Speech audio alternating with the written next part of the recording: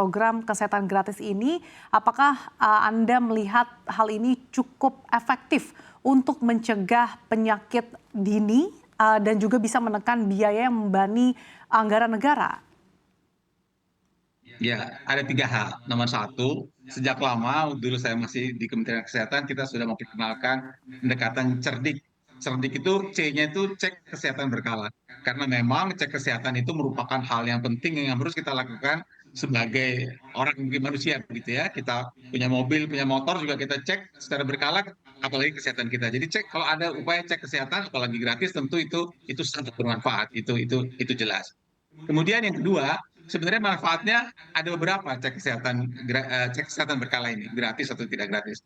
Nomor satu yang paling penting adalah untuk mengetahui apa status kesehatan kita saat ini. Gitu. Nah, sesudah kita ketahui status kesehatan kita ini, maka ke depannya apa yang perlu kita lakukan.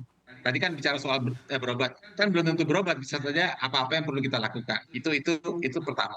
Yang kedua, bukan saja soal status kesehatan saat ini, tetapi mudah-mudahan jangan, tapi siapa tahu ada keadaan emergensi yang ditemukan. Tadi kita tidak tahu kita sakit apa, kesehatan kita seperti apa, kita pikir baik-baik saja, tapi dengan dilakukan cek kesehatan kita tahu oh ternyata ada suatu emergensi yang harus segera dilakukan. Itu poin yang kedua. Tapi poin yang ketiga yang tadi juga sedikit saya dengar dibahas adalah kita semua memanfaatkan momentum ini agar memicu kita untuk melakukan perilaku hidup yang sehat, karena perilaku hidup sehat ini merupakan hal yang penting yang bisa menjaga kesehatan kita dan juga kesehatan bangsa. Jadi secara keseluruhan cek kesehatan tentu saja sangat baik kalau bisa dilakukan dengan baik dan lengkap, dan itu akan bermanfaat. Tapi memang ada beberapa usulan saya yang konkret gitu ya. Usulan konkret yang pertama soal apa saja yang dicakup. Selama ini informasi sudah diberikan, saya tahu ke masyarakat, tapi saya belum baca pemeriksaan apa saja yang dilakukan gitu ya. Misalnya saja disebutkan untuk mengecek penyakit diabetes. Nah, kan penyakit diabetes itu bisa diperiksa dengan gula darah sewaktu, gula darah 2 jam sesudah makan, atau urin, glukosa di urin, atau kalau lebih canggih lagi dengan HbA1c. Saya tidak tahu di sini yang mana yang masuk dalam kata-kata diabetes itu. Itu contoh pertama. Contoh kedua, untuk lansia kayak saya yang umur sudah 70 tahun, disebut ada pemeriksaan kolesterol. Nah, kita juga tidak tahu, saya tidak tahu apakah total kolesterol yang diperiksa, apakah HDL, atau LDL, atau gliserid. Saya usul ini diumumkan ke publik sehingga kita tahu apa saja yang diperiksa secara rinci. Tidak hanya menyebut garis besar, tapi secara rinci. Itu poin pertama.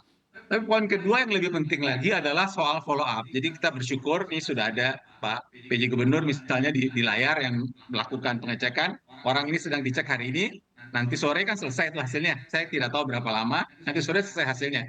Nah, bukan harusnya, saya usulkan tugas kesehatan kemudian menjelaskan kepada orang itu, ini Bapak Ibu ini hasil pemeriksaan kesehatan Anda. Untuk itu Anda perlu melakukan ini. Itu akan bagus untuk orang terima hasilnya dan kemudian tahu tindak lanjut apa yang perlu dia lakukan untuk menjaga kesehatan dia. Kira-kira seperti itu dulu pendahuluannya. Oke, meskipun memang dilaksanakan secara bertahap, tapi bagaimana pandangan Anda, di samping catatan-catatan yang tadi Anda sampaikan, bagaimana memastikan bahwa memang bahwa pemeriksaan cek kesehatan gratis ini menyasar pada kelompok-kelompok yang memang memerlukan, karena tidak jarang masyarakat Indonesia yang masih takut untuk mengetahui bagaimana status kesehatannya, Prof.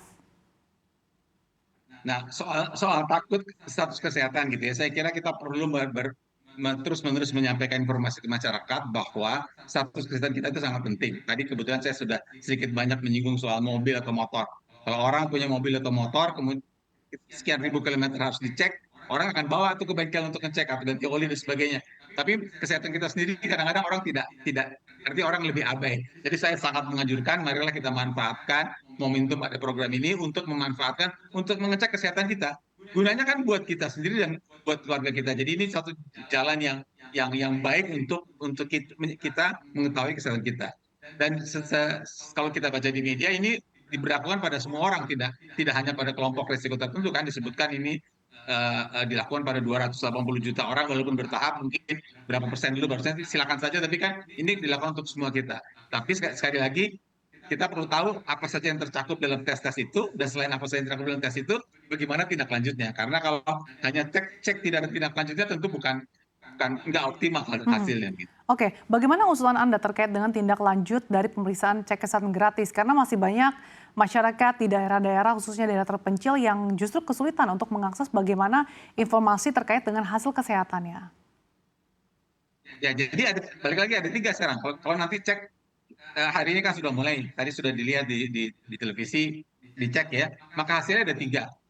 Saya sih sangat mengharapkan ada petugas kesehatan yang menjelaskan kepada orang yang dicek. Ini kemungkinan hasil. Kemungkinan hasil yang pertama adalah baik-baik saja, tidak ada penyakit yang tertentu, tapi ada misalnya katakanlah orangnya merokok, maka tentu harus ada anjuran untuk berhenti merokok. Atau anjuran untuk jangan minum atau mengkonsumsi karena minuman yang garam atau gula berlebihan. Itu disampaikan untuk yang pertama. Atau misalnya ada obesitas, bagaimana diet yang baik supaya berat badannya turun. Itu tidak ada masalah. Itu yang pertama. Yang kedua, kalau memang ada sesuatu kecurigaan, maka tentu harus dilakukan pemeriksaan lebih lanjut. Saya percaya bahwa check up seperti ini tentu tidak bisa sangat detail. Kalau ada kecurigaan harus ada pemeriksaan lebih lanjut. Nah, untuk pemeriksaan lebih lanjut ini baik kalau juga sejak sekarang kita atur. Kalau dia harus periksa lebih lanjut, kemana meriksanya, berapa biayanya, apakah dicek cover apa tidak, bagaimana daftarnya, bagaimana antrinya, untuk pemeriksaan lebih lanjutannya ya, bukan pemeriksaan yang sekarang. Itu yang Ya. kedua. Dan yang ketiga tentu kalau sakit, harus ada pengobatan tentu saja kalau memang sudah ditemukan sakit. Nah, dari yang pertama dan kedua tadi, maka saya menganjurkan sesudah hasil hari ini cek kesehatan nanti dijelaskan oleh dokternya di puskesmas, kemudian orangnya suruh cek lagi sebulan lagi kayak misalnya gitu. Jadi misalnya Oke. anjurannya, oh Bapak Ibu alhamdulillah hasilnya bagus, tapi kan Bapak merokok 20 batang sehari, Iya. tolonglah berhenti merokok, caranya begini, begini, begini.